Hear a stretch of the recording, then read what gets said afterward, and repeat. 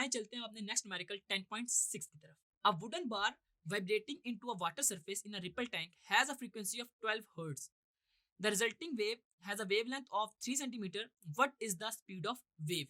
बच्चों इसमें हमने स्पीड ऑफ वेव निकालनी है। हमारे पास इसमें क्या है, वेव लेंथ गिवन है और फ्रीक्वेंसी गिवन है। स्पीड निकालने के लिए क्या फार्मूला है, v is equal to f lambda. तो हमारे पास देखें फ्रीक्वेंसी क्या है 12 हर्ट्ज और मेरे पास जो वेव लेंथ है वो है 3 सेंटीमीटर्स। तो मेरे पास जो वेलोसिटी का फार्मूला है वो है v is equal to f lambda, जो कि बड़ा ही कॉमन फार्मूला है, अब तक आपको याद हो चुका होगा। इसको हम इसके अंदर पुट करते हैं।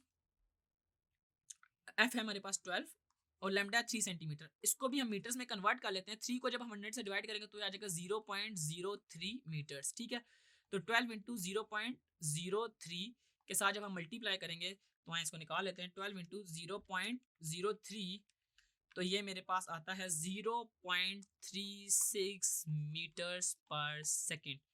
तो यूँ आपने देखा कि कैसे हम लोग वेलोसिटी ऑफ द वेव निकाल लेते हैं अगर हमारे पास फ्रीक्वेंसी और वेवलेंथ गिवन हो।